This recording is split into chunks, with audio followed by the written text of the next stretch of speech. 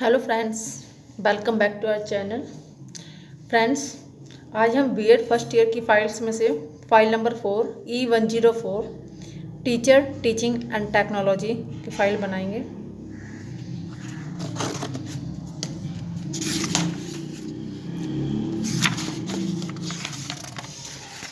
तो फ्रेंड्स, हमारा first question है इसमें, अभिक्रमित अनुदेशन का वर्णन कीजिए।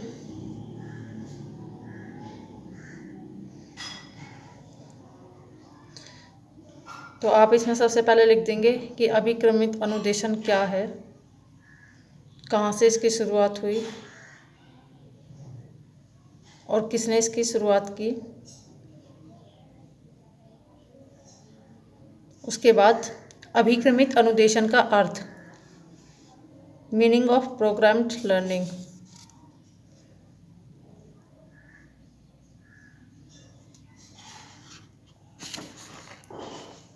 अलग अलग मनोविज्ञान के आधार के उस पर हम अलग अलग लिख सकते हैं इसमें,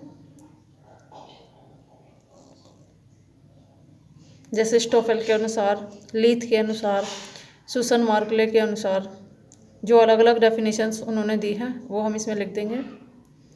उसके बाद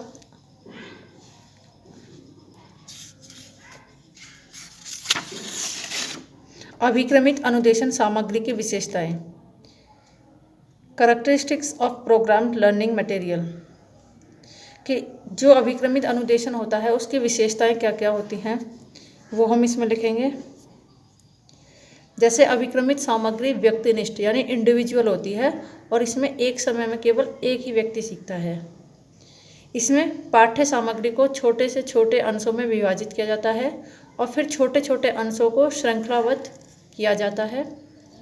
इस तरह से आप इसका पूरा लिख देंगे। अभिक्रमित अनुदेशन का हम अगर डायग्राम बना देंगे तो वो और भी अच्छा रहेगा, क्योंकि ये अक्सर पेपर में भी हमारे आ ही जाता है।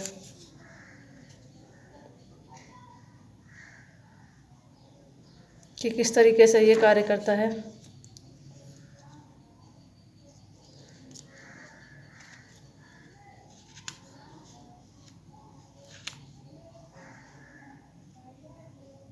अब अभिक्रमित अनुदेशन के सिद्धांत, प्रिंसिपल ऑफ प्रोग्राम लर्निंग, कि ये किस किस सिद्धांत पर कार्य करता है। जैसे ये छोटे छोटे अंशों का सिद्धांत है, मतलब कोई भी अगर हम टॉपिक पढ़ा रहे हैं या पढ़ रहे हैं तो पहले हम उसे छोटे छोटे भागों में डिवाइड करते हैं। फिर सक्रिय सहभागिता, यानी उसमें सहभागिता दिखाते हैं, मतलब कि उसके बारे में बताते हैं और पूछते भी हैं। फिर तत्काल पृष्ठपोषण, यानी तुरंत जो भी हमें बताया गया है उसका पृष्ठपोषण करना कि हमने कितना सही बताया है, वो सब हम इसमें लिख देंगे। नेक्स्ट है अभिक्रमण के प्रकार, कि अभिक्रमण कितने प्रकार का होता है।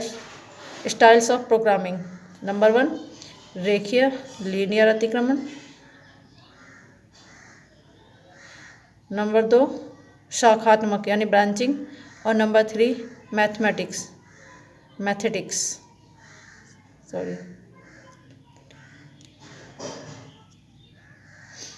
इसमें हम इसका डायग्राम भी बना सकते हैं। जैसे रेखीय अभिक्रमण में हम किस तरह से कार्य करते हैं तो ये डायग्राम बना सकते हैं कि पहले फ्रेमवर्क, फिर फ्रेमवर्क 2, फ्रेम 1 से लेके 2, 3, 4, 5, यानी सबसे स्टार्टिंग होती है पूर्व व्यवहार हमारा फ्रेम 1 तक और अंतिम व्यवहार होता है हमारा फ्रेम 5 तक।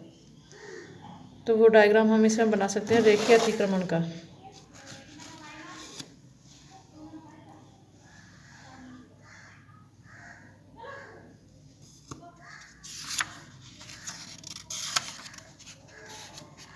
इसके बाद हम इस रेखीय अतिक्रमण के बारे में डिटेल में लिख देंगे कि रेखीय अभिक्रमण क्या है या किस तरीके से कार्य करता है।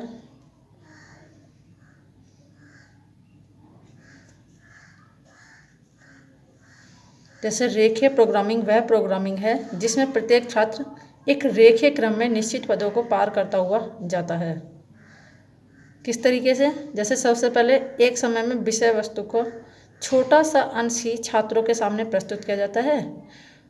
हमने कुछ बच्चों को कुछ छोटा सा टॉपिक हमने पढ़ाया, उसके बाद छात्र अनुक्रिया करके उत्तर देते हैं जो उन्हें समझ में आता है। उसके बाद छात्र अपने उत्तर को सही उत्तर से मिलान करके पुनर्वलन प्राप्त करता है कि क्या उसने सही बताया है। तो अगर सही बताया है तो उसे किस तरह का पुनर्बलन मिलना चाहिए, अगर गलत बताया है तो किस तरीके से। और नंबर 4 है उसे आगे क्या करना है, यह निर्देश प्राप्त करता है।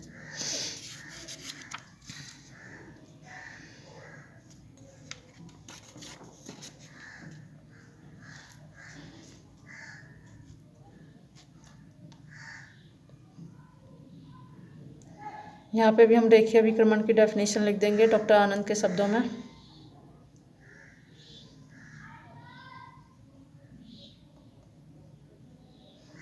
उसके बाद रेखीय अभिक्रमण की विशेषताएं, इसमें विशेषताएं लिख देंगे कि इसकी क्या क्या विशेषताएं हैं, यह किस तरह से छात्रों के लिए कार्य करता है, वो सब हम इसमें लिख देंगे।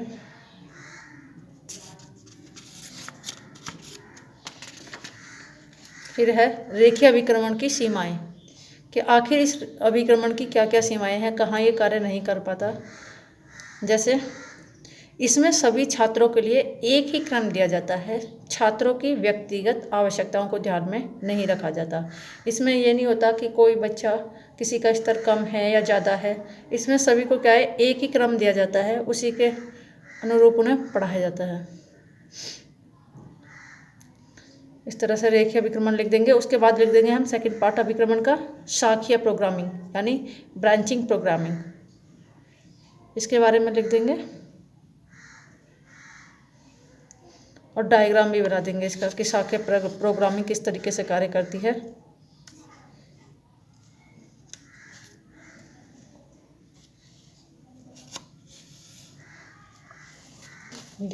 ये रहा शाखीय प्रोग्रामिंग का डायग्राम कि इसके फ्रेम किस तरह से फ्रेमवर्क कार्य करते हैं, किस तरीके से हमें बनाना है। ये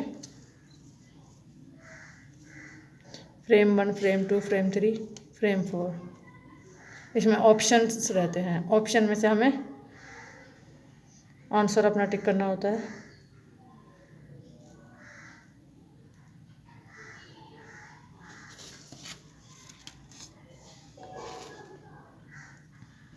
शाखीय प्रोग्रामिंग हो गई। उसके बाद शाखीय अभिक्रमण की विशेषताएं, कि ये जो शाखीय प्रोग्रामिंग है या शाखीय अभिक्रमण है, इसकी क्या क्या विशेषताएं हैं लिख देंगे हम। ये छात्रों द्वारा नियंत्रित है, इसमें छात्रों के समक्ष बहुविकल्प वाले प्रश्न दिए जाते हैं। जैसे कोई क्वेश्चन होगा और उसके साथ साथ उसके 3-4 क्या होंगे, आंसर होंगे, ऑप्शंस होंगे। नेक्स्ट है शाखीय अभिक्रमण की सीमाएं, कि इसके लिमिटेशंस क्या हैं।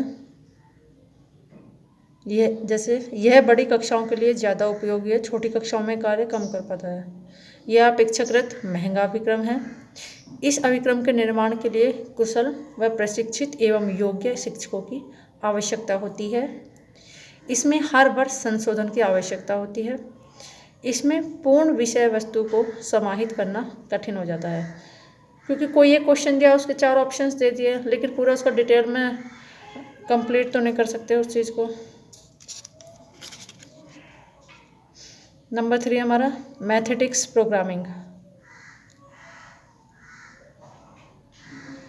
ये हम लिख देंगे इसके बारे में थोड़ा सा ही, क्योंकि ये हमारे सिलेबस में इतना है नहीं। अब है अभिक्रमित अनुदेशन के उपयोग, कि आखिर ये जो अनुदेशन है इनके क्या क्या उपयोग है। जैसे शिक्षक प्रशिक्षण में, पत्राचार शिक्षा में, बैंकों में प्रशिक्षण में, शैक्षिक तकनीक में, सैनिक अफसरों के प्रशिक्षण में, विशिष्ट बालकों की शिक्षा में।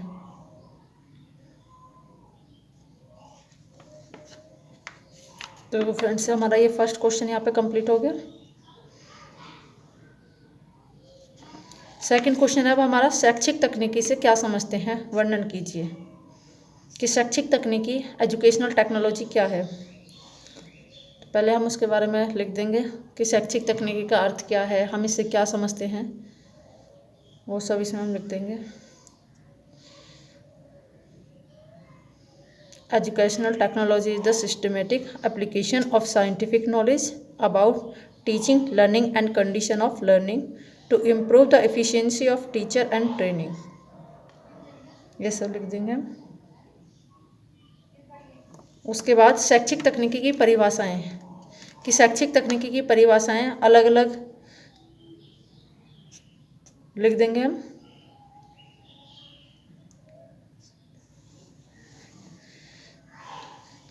जैसे जैकोटा ब्लूमर के अनुसार, डिसिको के अनुसार, रॉबर्ट एम गैनी के अनुसार, एस कुलकर्णी के अनुसार,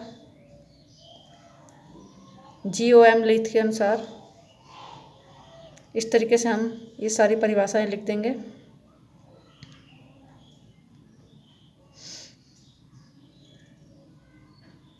नेक्स्ट हेडिंग है हमारी शिक्षण तकनीकी की विशेषताएं, कैरेक्टरिस्टिक्स ऑफ टीचिंग टेक,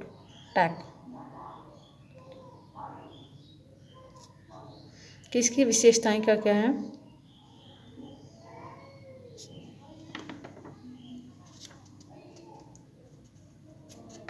जिसे हम इसमें लिख सकते हैं, 5 पॉइंट है, आप अपने अकॉर्डिंग प्लस माइनस कर सकते हैं।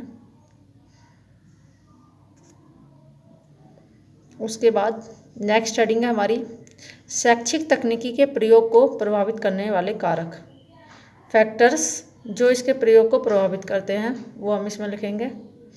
जैसे मनोवैज्ञानिक कारक हुए, शैक्षिक कारक हुए, राजनीतिक कारक हुए, तकनीकी कारक हुए, सामाजिक और सांस्कृतिक कारक हुए और आर्थिक कारक हुए, ये सारे हम इसमें लिख देंगे डिटेल में। और चाहें तो आप इस तरह से डायग्राम बना के इन्हें शो भी कर सकते हैं कि शैक्षिक तकनीकी के प्रयोग को प्रभावित करने वाले कारक, बीच में लिख के चारों ओर ये कारक हम लिख सकते हैं।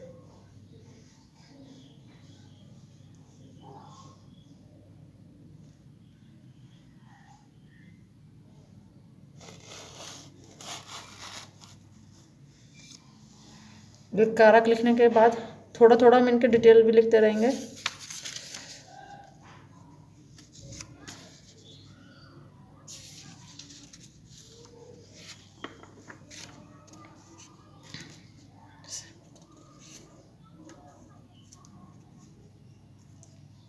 कि राजनीतिक कारक क्या है, आर्थिक कारक क्या है, तकनीकी कारक क्या है और सामाजिक एवं सांस्कृतिक कारक क्या है।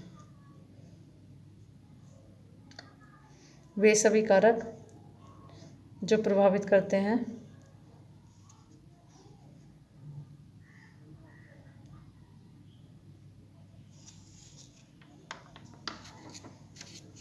नेक्स्ट हेडिंग हमारी शैक्षिक तकनीकी के उपागम, उपागम means approaches of educational technology, इसके सारे हम अप्रोचेस लिख देंगे। जैसे कठोर शिल्पोपागम, कोमल शिल्पोपागम, प्रणाली विश्लेषण, 3 उपागम है इसके, इनके बारे में हम लिख देंगे डिटेल से।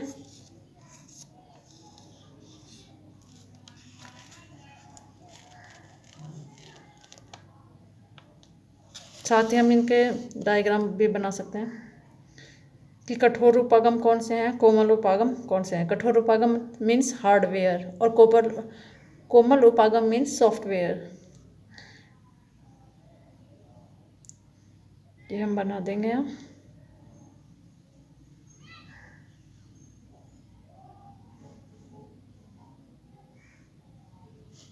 और इनके बारे में हम लिख भी देंगे यहाँ।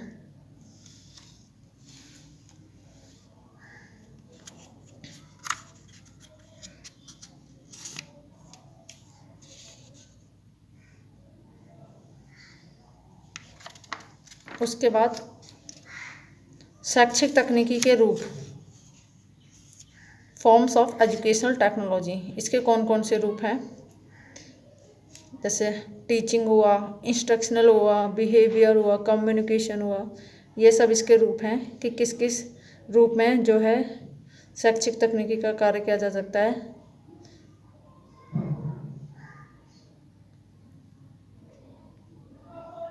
फॉर्म्स ऑफ एजुकेशनल टेक्नोलॉजी, शैक्षिक तकनीकी के रूप।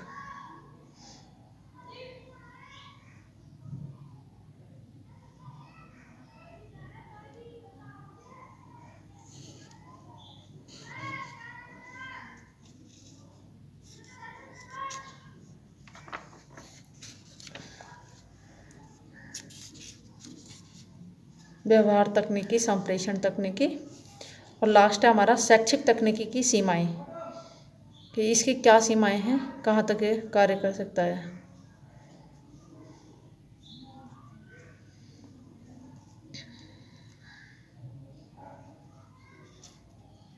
फ्रेंड्स, अगर हम डायग्राम बनाएंगे तो डायग्राम से हमारा आंसर जो है बहुत अच्छा लगता है।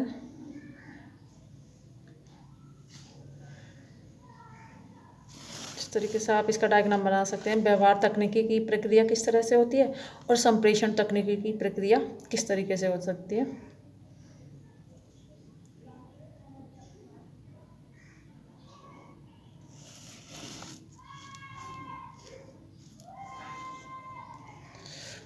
और ये क्वेश्चन हमारे यहाँ पे कंप्लीट हो गया।